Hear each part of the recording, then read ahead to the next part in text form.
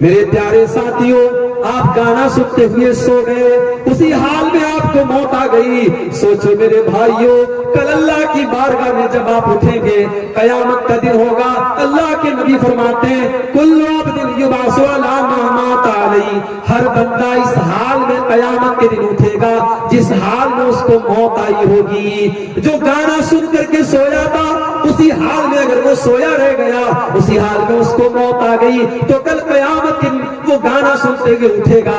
جو گندی فلمیں دیکھ کر کے سویا تھا، وہ گندی فلمیں دیکھ کر کے قیامت کے دن اٹھے گا۔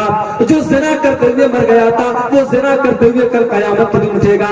جو شراب کے نشے میں مرا تھا، کل شراب کے نشے میں اٹھے گا۔ جو نماز پڑھتے ہوئے مرا تھا، کل اللہ کی بارگاہ میں سجدہ کرتے ہوئے اٹھے گا، نماز پڑھتے ہوئے اٹھے گا۔ کل عبد یبعث علی ما مات علیہ، بندہ جس حال میں مرے گا اسی حال میں اٹھایا جائے گا۔ آپ نے عمرہ بھی کیا ہوگا، بہت سارے ایسے بھائی بھی ہوں گے جو پانچوں ٹائم کے نمازی بھی ہوں گے، بہت سارے ایسے بھائی بھی ہوں گے، ایسی بہنیں بھی ہوں گی جو ڈیلی قرآن کی تلاوت کرتی ہوں گی۔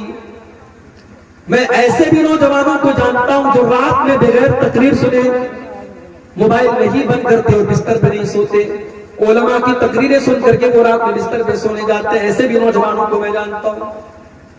بڑی اچھی بات ہے، آپ یہ نیکی کے کام کر رہے ہیں، لیکن میرے بھائیوں کل اللہ کی بارگاہ میں اگر آپ کو یہ بتایا جائے کہ آپ کا عمرہ، آپ کا حج، آپ کی نماز، آپ کی تلاوت سب برباد ہو گئی، اللہ کیا ان کو نہیں مانا گیا، اللہ کیا ان کا کوئی ثواب نہیں ہے، تو سوچو آپ کو کتنی تکلیف ہوگی۔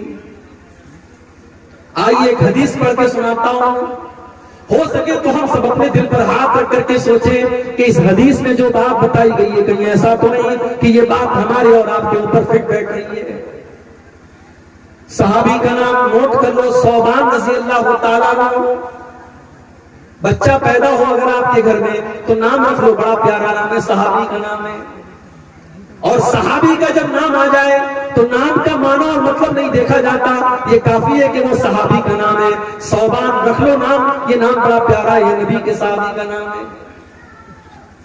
ثوبان رضی اللہ تعالیٰ عنہ فرماتے ہیں اللہ کے پیارے نبی نے فرمایا لا لمن اقوام من امتی یاتون یوم القیامت بحسنات امثال جبال تہامۃ بیضا، میں اپنی امت میں ایسے لوگوں کو جانتا ہوں کل قیامت کے دن وہ آئیں گے اور پہاڑوں کے برابر وہ نیکیاں لے کر کے آئیں گے، وہ حج لے کر کے آئیں گے، وہ عمرہ لے کر کے آئیں گے، وہ نماز لے کر کے آئیں گے، وہ زکوٰۃ لے کر کے آئیں گے، وہ صدقہ خیرات لے کر کے آئیں گے، وہ بہت ساری نیکیوں کو لے کر کے آئیں گے۔ فَيَجْعَلُهَا اللَّهُ عَزَّ وَجَلَّ هَبَاءً مَنْثُورًا، اللہ تعالیٰ ان کی نیکیوں کو ہوا میں اڑا دے گا، ان کی نیکیوں کو برباد کر دے گا، ان کی نیکیاں اللہ تعالیٰ کے کاؤنٹ نہیں ہوگی۔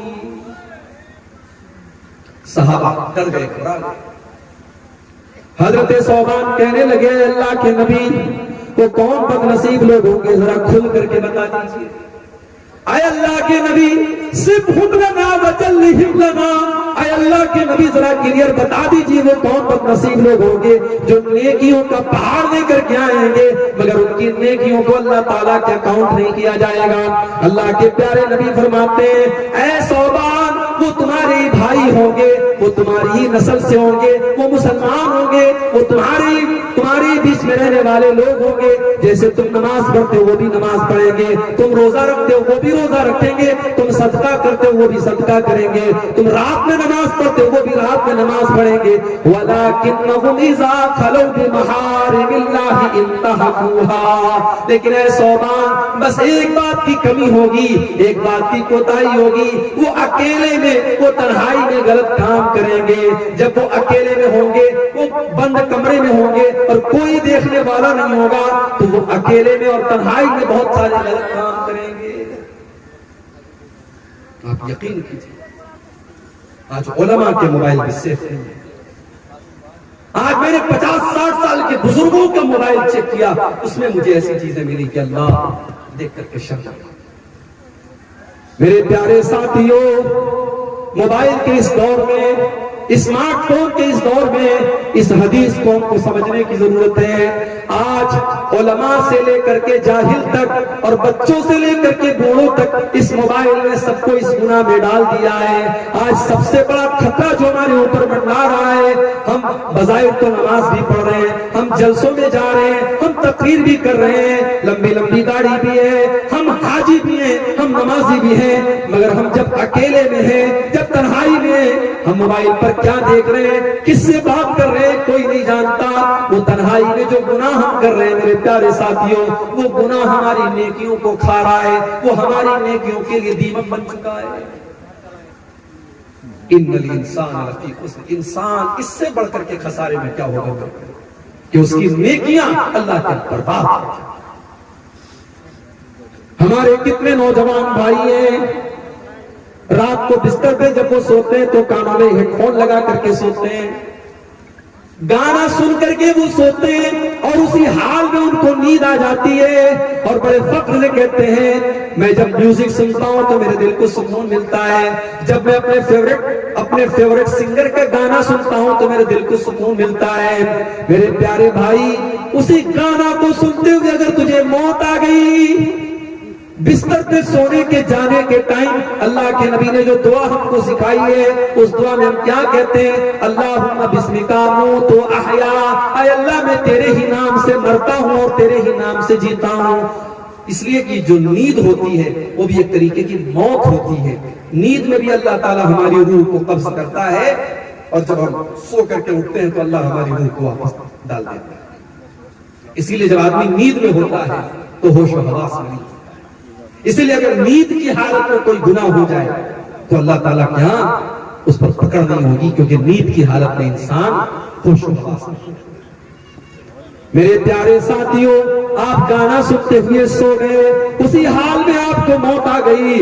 سوچو میرے بھائیوں، کل اللہ کی بارگاہ میں جب آپ اٹھیں گے، قیامت کا دن ہوگا، اللہ کے نبی فرماتے ہیں کل عبد یبعث علی ما مات علیہ، ہر بندہ اس حال میں قیامت کے دن اٹھے گا جس حال میں اس کو موت آئی ہوگی۔ جو گانا سن کر کے سویا تھا، اسی حال میں اگر وہ سویا رہ گیا، اسی حال میں اس کو موت آ گئی، تو کل قیامت وہ گانا سنتے ہوئے اٹھے گا۔ جو گندی فلمیں دیکھ کر کے سویا تھا، وہ گندی فلمیں دیکھ کر کے قیامت کے دن اٹھے گا۔ جو زنا کرتے ہوئے مر گیا تھا، وہ زنا کرتے ہوئے کل قیامت کے دن اٹھے گا۔ جو شراب کے نشے میں مرا تھا، کل شراب کے نشے میں اٹھے گا۔ جو نماز پڑھتے ہوئے مرا تھا، کل اللہ کی بارگاہ میں سجدہ کرتے ہوئے اٹھے گا، نماز پڑھتے ہوئے اٹھے گا۔ کل عبد یبعث علی ما مات علیہ، بندہ جس حال میں مرے گا اسی حال میں اٹھایا جائے گا۔ سعودی عرب کا ایک واقعہ وہاں کے عالم دین نے لکھا، میرے نوجوان ساتھی سنے، بڑی عبرت کی بات۔ 4 نوجوان کار کا سفر کر رہے تھے، چاروں نوجوان کار پر بیٹھے ہوئے تھے۔ سعودی عرب کے روڈ پر کار چل رہی ہے، وہاں کی روڈ بہار اور جھارکھنڈ سے بھی زیادہ شاندار اور چکنی روڈ ہے، پوری اسپیڈ میں گاڑی جا رہی ہے، ایکسیڈنٹ ہو جاتا ہے۔ 4 نوجوانوں میں سے 3 نوجوان آن دا اسپاٹ مر جاتے ہیں، ایک نوجوان بچ جاتا ہے لیکن وہ بھی آخری سانسیں لے رہا ہے۔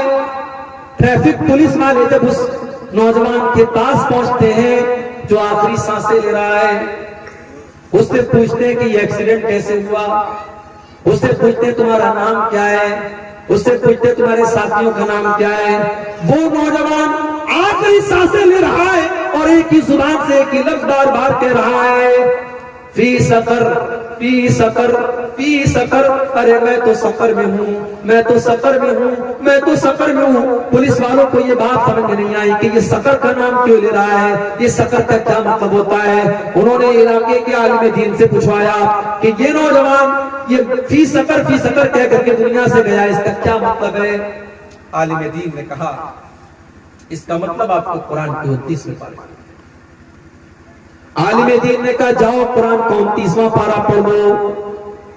قرآن کے 29ویں پارے میں سورہ مدثر کے اندر اللہ فرماتا ہے جب جنتی جنت میں چلے جائیں گے اور جہنمی جہنم میں چلے جائیں گے، اور جنتی لوگ دیکھیں گے کہ ان کے کے جان پہچان کے لوگ جہنم میں ہیں، جو ان کے ساتھ بیٹھ کر کے چائے پیتے تھے، جو ان کے ساتھ بیٹھ کر کے گپ کرتے تھے، آج وہ جہنم کے اندر پہنچ گئے تو جنتی سوال کریں گے ما سلککم فی سقر، اے میرے بھائی تو جہنم میں کیسے چلا گیا؟ تو میرے ساتھ اٹھا بیٹھا کرتا تھا، تو میرے گاؤں میں رہتا تھا، ہم لوگ ساتھ میں اٹھا بیٹھا کرتے تھے، ما سلککم فی سقر، تو جہنم کے اندر کیسے چلا گیا؟ تو وہ جہنمی جواب دے گا قالوا لم نک من المصلین، وہ کہے گا کہ ہم نماز نہیں پڑھتے تھے، حی علی الصلاۃ کی آواز آتی تھی تم تو مسجد چلے جاتے تھے، میں تو چائے کی دکان پر بیٹھا رہ جاتا تھا، تم نماز کے لیے فجر کے ٹائم میں جایا کرتے تھے، میں تو رات کو 2 بجے تک لڑکیوں سے چیٹنگ میں لگا رہتا تھا، میں فجر کی نماز میں نہیں اٹھتا تھا۔ ما سلککم فی سقر، وہ سوال کریں گے کہ تم جہنم میں کیسے چلے گئے؟ وہ جواب دیں گے لم نک من المصلین، ہم نماز نہیں پڑھتے تھے، ولم نک نطعم المسکین، ہم شادی میں لاکھوں کا کھانا فری میں ہم برباد کر دیتے تھے، بہترین کھانا بنواتے تھے اور جتنا کھانے والے کھانا کھاتے تھے اس سے زیادہ کوڑے دان میں پھینکا جاتا تھا، لیکن گاؤں میں غریبوں کو کھانا دینے کی توفیق نہ ہوتی تھی، ہم بھوکوں کو کھانا نہیں کھلاتے تھے، ہم اپنا پیسہ کبھی غریبوں پر خرچ نہیں کرتے تھے، وَكُنَّا نَخُوضُ مَعَ الْخَائِضِينَ، ہم دین کا مذاق اڑانے والوں کے ساتھ دین کا مذاق اڑاتے تھے، ہم اللہ کا مذاق اڑاتے تھے، ہم رسول کا مذاق اڑاتے تھے، ہم قرآن کا مذاق اڑاتے تھے، ہم علماء کا مذاق اڑاتے تھے، ہم مدرسوں کا مذاق اڑاتے تھے، ہم داڑھی کا مذاق اڑاتے تھے، وَكُنَّا نَخُوضُ مَعَ الْخَائِضِينَ، ہم مذاق اڑانے والوں کے ساتھ مذاق اڑایا کرتے تھے۔ اس سعودی عرب کے عالم دین نے کہا قرآن کی یہ آیت بتا رہی ہے کہ وہ نوجوان جب مر رہا تھا، آخری سانسیں لے رہا تھا، موت کا فرشتہ اس کے پاس آ چکا تھا اور اس کو وہ منظر دکھائی دے رہا تھا، اس کو یہ نظر آ رہا تھا کہ آج وہ جہنم کی آگ میں جانے والا ہے، اسی لیے اس کی زبان سے بار بار سقر کا لفظ آ رہا تھا، وہ انا فی سقر کہہ رہا تھا، وہ یہ بتا رہا تھا کہ وہ بے نمازی تھا، وہ یہ بتا رہا تھا کہ وہ اپنی جوانی کو برباد کرنے والا نوجوان تھا۔ ان الانسان لفی خسر، بے شک سارے کے سارے انسان کھٹا الا الذین آمنوا، مگر وہ لوگ گھاٹے میں نہیں ہیں جو ایمان والے ہیں۔ ایمان کس کو کہتے ہیں میرے بھائیوں؟ ہم نے ایمان کا مطلب نہیں سمجھا۔ ایمان کا مطلب کیا ہے؟ آج ذرا قرآن اٹھاؤ، اللہ تعالیٰ ایمان کا مطلب بتاتا ہے انما المؤمنون الذین اذا ذکر اللہ وجلت قلوبهم وَإِذَا تُلِيَتْ عَلَيْهِمْ آيَاتُهُ زَادَتْهُمْ ایمانا۔ ارے مومن تو وہ لوگ ہیں جب اللہ کا نام ان کے سامنے لے لیا جائے ان کا دل کانپ جاتا ہے، ان کا دل تڑپ جاتا ہے، اللہ کا نام سن کر کے وہ گناہ چھوڑ دیتے ہیں۔ بخاری کی وہ حدیث آپ نے کئی بار سنی ہوگی، 3 لوگ جب غار میں پھنس گئے اور تینوں نے اللہ سے اپنے اپنے نیک عمل کا واسطہ دے کر کے دعا مانگی تھی، ان تینوں میں سے ایک نے کہا تھا اے اللہ میں اپنی چچا زاد بہن سے بہت محبت کرتا تھا، میں اپنی چچا کی لڑکی سے بہت محبت کرتا تھا، میں اس پر ڈورے ڈالتا تھا، میں اس کو حاصل کرنے کی کوشش کیا کرتا تھا، اور ایک مرتبہ جب گاؤں میں قحط پڑا، سوکھا پڑا اور وہ لڑکی میرے پاس مدد مانگنے کے لیے آئی، میں مدد کرنے کے لیے تیار تو ہوا مگر میں نے کنڈیشن لگا دی کہ تجھے اپنی عزت کا سودا کرنا پڑے گا، تجھے اپنی آبرو میرے حوالے کرنی پڑے گی۔ لیکن جب عین موقع پر میں اس لڑکی کے ساتھ زنا کرنے کے لیے تیار ہو گیا اور قریب تھا کہ میں اس کے ساتھ زنا کر لیتا، اس لڑکی نے عین موقع پر کہا کہ اے اللہ کے بندے اتق اللہ، تو اللہ سے ڈر، ولا تخذ الخاتم الا بحقہ، اور جس چیز کا تجھے حق حاصل نہیں اس چیز کو تو استعمال مت کر۔ اللہ کا نام سن کر کے اس نوجوان نے زنا کا ارادہ ترک کر دیا، زنا کا ارادہ چھوڑ دیا، اپنی چچا زاد بہن کے ساتھ، پھر اس نے کبھی غلط کام کا ارادہ نہیں کیا۔ اللہ کہہ رہا ہے کہ مومن تو وہ لوگ ہیں جب اللہ کا نام لیا جائے تو ان کے دل کانپ جاتا ہے۔ وَإِذَا تُلِيَتْ عَلَيْهِمْ آيَاتُهُ زَادَتْهُمْ ایمانا، اور مومن تو وہ لوگ ہیں کہ جب اللہ کا نام لیا جائے، جب قرآن کی آیتیں پڑھی جائے تو ان کا ایمان بڑھ جاتا ہے۔ آج تو ہمارا حال یہ ہے، رمضان میں تراویح کی نماز ہو رہی ہے، हाफिज जी 1 पारा की तरावी पढ़ा रहे हैं, अगर किसी दिन हाफिज जी ने 1.5 पारा कर दिया, 2 पारा कर दिया तो हमारा पारा चढ़ जाता है। हम कहते हैं हाफिज साहब आपने 2 पारा क्यों पढ़ा दिया, हमसे नहीं पढ़ी जाती 2 पारा। मेरे प्यारे साथियों, किसी किसी मस्जिद में तो ये हाल भी है कि हाफिज साहब ने थोड़ी लंबी तरावी पढ़ा दी तो सलाम फेरा तो पीछे कोई नहीं था। ऐसा भी हुआ, ऐसा भी मंजर देखा गया। लेकिन जो अल्लाह के मोमिन बंदे होते हैं, वइज़ा तुलियत अलैहिम आयातुहु ज़ादतहुम ईमाना, कुरान की आयतें जब पढ़ी जाती है तो उनका ईमान बढ़ जाता है। फुज़ैल डाकू को देखो, डाका डालने के लिए जाता है, एक मकान की छत पर कूदता है, उस मकान में अल्लाह का कोई बंदा रात के सन्नाटे में कुरान पढ़ रहा है, और कुरान पढ़ते पढ़ते वो अल्लाह का बंदा सूरह हदीद की आयत पर पहुंचता है, अलम यानि लिल्लज़ीना आमनू अन तख़शा क़ुलूबुहुम लिज़िक्रिल्लाह, क्या ईमान वालों के लिए अभी वो समय नहीं आया, क्या ईमान वालों के लिए अभी वो वक्त नहीं आया कि अल्लाह का कलाम सुन करके उनका दिल पिघल जाए। फुज़ैल इब्न अयास के दिल पर चोट लगी, ऐ अल्लाह ये कुरान पढ़ा जा रहा है और मैं डाका डाल रहा हूँ, मैं लोगों का माल लूट रहा हूँ, ऐ अल्लाह तू मुझे बुला रहा है, ऐ अल्लाह मैं तेरी दावत पर लब्बैक कह रहा हूँ, ऐ अल्लाह तू पूछ रहा है कि क्या ईमान वालों के लिए तौबा करने का टाइम आया कि नहीं आया, ऐ अल्लाह मैं ऐलान कर रहा हूँ कि वो टाइम आ चुका है। ऐ अल्लाह तेरा बंदा फुज़ैल आज से सच्ची तौबा करता है, आज से फुज़ैल न तो कोई डाका डालेगा, न कोई चोरी करेगा, न किसी की इज्जत पर हमला करेगा। आज के बाद तेरा बंदा फुज़ैल तेरे घर की इबादत में, तेरे घर के तवाफ में और नमाज में और इबादत में लगा रहेगा। और उसके बाद फुज़ैल इब्न अयाद ने सच्ची तौबा की और अपने दौर के बड़े बड़े उलमा और बड़े बड़े आबिदों में का शुमार। ईमान इसको कहते हैं।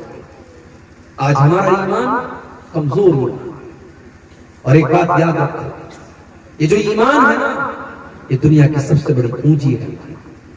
हम गरीब हैं, हमारे घर कमजोर है, हमारे पास दौलत नहीं है, लेकिन अगर हमारे पास ईमान है तो अल्लाह की कसम बड़े बड़े करोड़पति और अरबपति कल कयामत के दिन हमारे सामने फीके पड़ जाएंगे, उनके सामने हमारे पास उनसे बड़ी दौलत है मेरे भाई। ईमान से बड़ी कोई दौलत नहीं। अल्लाह ने कुरान के 3 पारे की आखिरी आयत में फरमाया, इन्नल्लज़ीना कफरू व मातू व हुम कुफ्फारुन फलन युक़बल मिन अहदिहिम मिल्उल अर्ज़ि ज़हबा। जो लोग ईमान के बगैर दुनिया से चले गए, जो लोग कुफ्र की हालत में दुनिया से चले गए, कल कयामत के दिन अल्लाह की बारगाह में वो जमीन भर के सोना लेकर के आएंगे। ऐ अल्लाह तू जमीन भर के सोना ले ले अल्लाह, लेकिन मुझे जहन्नम की आग से बचा ले, मुझे अपने अजाब से बचा ले। अल्लाह कहता है उनका जमीन भर के सोना कबूल नहीं किया जाएगा, उनका जमीन भर के सोना कबूल नहीं किया जाएगा। तेरे पास जमीन भर के सोना है, लेकिन तेरे पास उससे बड़ी दौलत नहीं है, तेरे पास ईमान नहीं है। अल्लाह कहता है उलाइका लहुम अज़ाबुन अलीम, जिनके पास ईमान नहीं होगा उनको दर्दनाक अज़ाब दिया जाएगा। वमा लहुम मिन नासिरीन, और उनकी कोई मदद करने वाला नहीं होगा। शेरशाबादियों का इलाका है, बड़ी खुशी होती है जब मैं आपके इलाके में आता हूं, और मैं बनारस में और दीगर जगहों पर कहता भी हूं कि सीमांचल के इलाके में मुसलमानों की एक बिरादरी है। अल्हम्दुलिल्लाह 99% बल्कि 100% मैं कह सकता हूं कि ये अहले तौहीद की बिरादरी है, अहले तौहीद की ये कौम। मगर मेरे भाई, अगर आपके घरों में तावीज पहना जाता है, अगर आपके बच्चों के गले में तावीज पहना जा रहा है, अगर आपकी घर की औरतें मुशरिकों के पास जाकर के शिरकी अमल करने वालों के पास जाकर के अपने बच्चों को झाड़ फूक करवा रही है, और आपके घरों में भी शिरकिया काम हो रहा है, तो माफ कीजिए, आपने अपनी बिरादरी का नहीं, अपने दीन और अपने इस्लाम का सर नीचा। ये पूंजी जो अल्लाह ने आपको दी है, ईमान की पूंजी, तौहीद की पूंजी, इस पूंजी की हिफाजत कीजिए। वला तमूतुन्ना इल्ला व अंतुम मुस्लिमून, तुम्हें मौत ना आए मगर इस्लाम की हालत में, मरते दम तक अपने आप को और अपने परिवार को तौहीद पर बचा कर रखिए मेरे भाई। सारी जिंदगी अगर आप तौहीद पर रहते हैं और मरने के पहले अगर आपने शिर्क कर दिया तो सारी जिंदगी की आपकी कमाई बर्बाद हो जाएगी। इतनी बड़ी दौलत नहीं। इल्लल्लज़ीना आमनू, सारे के सारे इंसान खसारे में, मगर वो लोग खसारे में नहीं है जो ईमान वाले हैं। وَعَمِلُوا الصَّالِحَاتِ، اور نیک عمل کرنے والے ہیں، نیک عمل کرنے والے ہیں۔ اے اللہ نیک عمل کس کو کہتے ہیں؟ اللہ جواب دیتا ہے قرآن کے 16ویں پارے میں سورہ کہف کی آخری آیت میں، فَمَنْ كَانَ يَرْجُو لِقَاءَ رَبِّهِ فَلْيَعْمَلْ عَمَلًا صَالِحًا وَلَا يُشْرِكْ بِعِبَادَةِ رَبِّهِ أَحَدًا۔ میرے بندو، اگر تم اپنے رب سے ملاقات کرنا چاہتے ہو، جنت میں جانا چاہتے ہو، تو نیک عمل کرو، ایسا عمل کرو جو اللہ کی نظر میں نیک ہو، اور اپنے عمل میں کسی کی ملاوٹ نہ کرو۔ نیک عمل کس کو کہتے ہیں؟ پوری تقریر آپ کو سمجھ میں آئی چاہے نہیں، اگر یہ چیز آپ نے سمجھ لی تو میں سمجھتا ہوں کہ آپ نے تقریر کا خلاصہ سمجھ لیا۔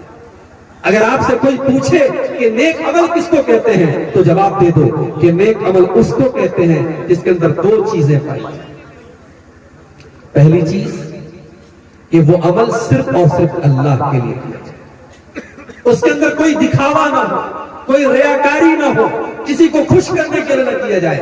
نیک عمل اس کو کہتے ہیں جو صرف اور صرف اللہ کو خوش کرنے کے لیے کیا جائے۔ آپ کے گاؤں میں جلسہ ہو رہا ہے، مدرسے میں آپ نے 1 لاکھ روپیہ چندہ دیا، اگر چندہ دینے کا مقصد یہ تھا کہ اللہ راضی ہو جائے تب تو وہ نیک عمل ہے، اور اگر چندہ دینے کا مقصد یہ ہے کہ گاؤں والے تعریف کرے کہ پردھان جی نے 1 لاکھ روپیہ دیا ہے، پورے گاؤں میں چرچا کیا جائے، پورے گاؤں والے آپ کے چندے کی تعریف کریں، مدرسے والے آپ کو سلامی دیں، اگر آپ کا یہ مقصد ہے تو میرے بھائی آپ کا عمل تو ہے مگر نیک عمل نہیں ہے۔ نیک عمل کی پہلی شرط کہ وہ خالص اللہ کا، نیک عمل کی دوسری شرط کہ وہ جناب محمد رسول اللہ کے طریقے کے مطابق ہو، وہ رسول کے طریقے کے مطابق ہو، وہ دیکھنے میں کتنا ہی نیک عمل کیوں نہ لگ رہا ہو، اگر نبی کے طریقے کے مطابق نہیں ہے تو وہ نیک عمل نہیں ہے۔ ربیع الاول کا مہینہ آیا، اتفاق سے میرا پروگرام مالدہ کے اندر کلیا چک کے علاقے میں تھا۔ مالدہ سے کلیا چک جانے میں 40 سے 45 منٹ لگتے ہیں، لیکن اتفاق سے جس دن میرا پروگرام تھا اسی دن 12 ربیع الاول کی تاریخ تھی۔ یقین مانیے آپ 40 سے 45 منٹ کا راستہ مالدہ سے کلیا چک جانے میں مجھ کو 3 گھنٹے لگ گئے۔ راستے پر مسلمان نوجوان قطب مینار کی جتنی اونچی اونچی ٹوپی لگا کر کے ناچ رہے ہیں، گا رہے ہیں، بڑے بڑے ڈی جے کے ساؤنڈ کے ساتھ جلوس نکل رہا ہے۔ میں نے پوچھا یہ کون لوگ ہیں؟ جواب ملا یہ نبی کے عاشق لوگ ہیں، یہ نبی کے چاہنے والے لوگ ہیں۔ میں نے پوچھا یہ کیوں کیا جا رہا ہے؟ جواب ملا یہ نبی کی محبت کے نام پہ کیا جا رہا ہے۔ او لوگوں، اگر یہ جلوس نکالنا، یہ ڈی جے بجانا، یہ نبی کی محبت کے نام پر اگر یہ سب کچھ صحیح ہے تو ابو بکر نے ڈی جے کیوں نہ بجایا، عمر فاروق نے جلوس کیوں نہ نکالا، نبی کے صحابہ نے یہ جشن کیوں نہ منایا؟ کام تو دیکھنے میں اچھا لگ رہا ہے، کام تو دیکھنے میں ایموشنل لگ رہا ہے، کام تو دیکھنے میں صحیح لگ رہا ہے، مگر اس کے اوپر جناب محمد رسول اللہ کی مہر نہیں ہے، اس لیے یہ کام بدعت ہے، یہ کام نیک عمل نہیں ہے۔ میں آپ کو 1 کروڑ روپیہ لکھ کر کے چیک دے دوں اور چیک پر اپنا سگنیچر نہ کرو تو وہ چیک دنیا کے کسی بینک میں آپ کیش نہیں کر سکتے، کیونکہ جو چیک دے رہا ہے، جس کا اکاؤنٹ ہے، اس چیک کے اوپر اس کی سگنیچر ہونی چاہیے، تب وہ چیک مانی جائے گا۔ میرے پیارے ساتھیوں، آپ جو نیک عمل کرتے ہیں وہ بھی اللہ تعالیٰ کا ایک چیک ہے، اور اس چیک کے اوپر جناب محمد رسول اللہ کی سگنیچر ہونی چاہیے۔ وہ عمل اللہ کے رسول کے طریقے کے مطابق ہونا چاہیے، اگر ہے تو سنت ہے، اگر نہیں ہے تو بدعت ہے۔ تو اللہ نے کہا کہ اِلَّا الَّذِينَ آمَنُوا وَعَمِلُوا الصَّالِحَاتِ، تمام کے تمام انسان گھاٹے میں ہیں، مگر وہ لوگ گھاٹے میں نہیں ہیں جو ایمان والے بن جائیں اور جو نیک عمل کرنے والے بن جائیں۔ اب 2 باتیں اور ہیں بیان کر کے بات کریں۔ وَتَوَاصَوْا بِالْحَقِّ،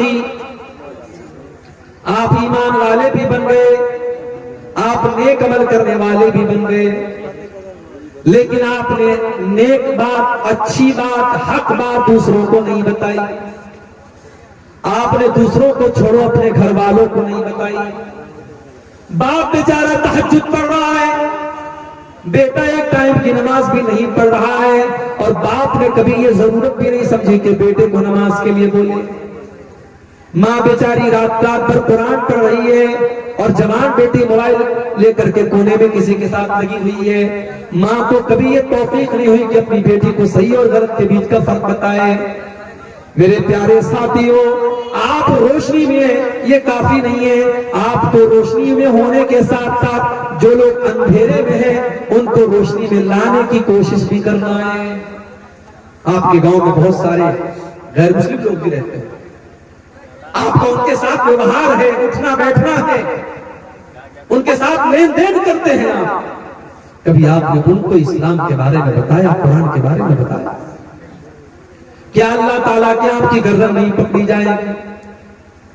جناب آپ کے گاؤں میں لوگ رہتے تھے، وہ اللہ کو نہیں مانتے تھے، اللہ کو نہیں جانتے تھے، رسول کو نہیں مانتے تھے.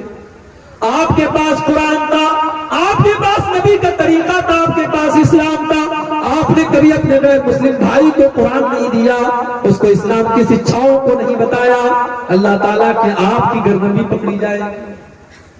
عبد الغفار صاحب بنارس سے ارریہ تقریر کرنے کے لیے جایا کرتے تھے اور بزگنج آپ جایا کرتے تھے. آپ کا پڑوسی ہندو تھا، غیر مسلم تھا. آپ نے کبھی اپنے غیر مسلم کو قرآن دیا، اسلام کے بارے میں بتایا؟ آپ کے محلے میں لوگ شرک کرتے تھے، آپ نے کبھی ان کو تبلیغ کی؟ یہ عبد الغفار سے بھی سوال کیا جائے گا. وَتَوَاصَوْا بِالْحَقِّ، سچائی کی تبلیغ بھی آپ کو کرنا ہے. اور یہاں ایک بات اور نوٹ کریں، جب تبلیغ کی بات آتی ہے تو ہم کہتے ہیں صاحب یہ کام تو علماء کا کام، یہ تو جامعہ سلفیہ میں کوئی پڑھ کے آئے، جامعہ ابن تیمیہ میں کوئی پڑھ کے آئے، سنابل میں کوئی پڑھ کے آئے، اس کا کام ہے. میں کہتا ہوں نہیں، یہ غلط بات ہے. اللہ کے نبی فرماتے ہیں بلغوا عنی ولو آیا، میری ایک بات بھی اگر تمہیں پہنچی ہے تو تم دوسروں کو پہنچاؤ. تبلیغ کرنا، سچائی کی دعوت دینا، یہ صرف علماء کا کام نہیں ہے. آپ کو جتنی باتیں پتا ہے اتنی باتیں اگر آپ دوسروں کو پہنچا سکتے ہیں تو آپ پہنچائیے. اسلام کی خدمت آپ کو کرنا ہے. اگر آپ دولت والے ہیں تو دولت کے ذریعے کیجئے، اگر آپ دماغ والے ہیں تو دماغ کے ساتھ کیجئے، اگر آپ علم والے ہیں تو علم کے ساتھ کیجئے، اگر آپ کے پاس طاقت ہے تو طاقت کے ذریعے آپ کیجئے. اپنی انرجی اور اپنی طاقت کا استعمال آپ دین کی خدمت کے لیے کیجئے. میرے پیارے ساتھیوں، وَتَوَاصَوْا بِالْحَقِّ، دین کی تبلیغ میں آپ کا کیا رول ہے؟ آج رات میں جب بستر پہ سونے جائیے تو ضرور سوچئے گا. وَتَوَاصَوْا بِالْحَقِّ، ایمان والے بن جاؤ، نیک عمل کرنے والے بن جاؤ اور سچائی کی تبلیغ کرنے والے اور حق کی تبلیغ کرنے والے بن جاؤ. وَتَوَاصَوْا بِالصَّبْرِ، اور جب آپ سچائی کی تبلیغ کرنے کے لیے نکلیں گے تو یہ کوئی پھولوں بھرا راستہ نہیں ہے، کانٹوں بھرا راستہ ہے. ہو سکتا ہے کہ لوگ آپ کو گالی دیں، ہو سکتا ہے کہ لوگ آپ کو برا بھلا کہیں، ہو سکتا ہے کہ آپ کا بائیکاٹ بھی کر دیا جائے. اگر ایسا ہو جائے تو یاد کر لینا اپنے نبی کی سنت کو، یاد کر لینا اپنے نبی کے طریقے کو. میرے پیارے ساتھیوں، آج آپ کو اپنے گاؤں سے ارریہ جانا پڑے، 4 ویلر سے آپ کو جانا پڑے تو آپ کو پریشانی محسوس ہوتی ہے. آپ کے نبی نے 1400 سال پہلے مکہ سے طائف کا سفر طے کیا تھا، 100 کلومیٹر کا سفر. اور نبی نے یہ سفر، اس زمانے میں اونٹ کی سواری چلا کرتی تھی، اس زمانے میں گھوڑے کی سواری چلا کرتی تھی، اس زمانے میں گدھے کی سواری چلا کرتی تھی، مگر نبی نے یہ 100 کلومیٹر کا سفر پیدل طے کیا تھا. پیدل طے کیا 100 کلومیٹر کا سفر. پہاڑوں کے بیچ سے چل رہے ہیں اللہ کے نبی، ریگستان کے بیچ میں سے چل رہے ہیں.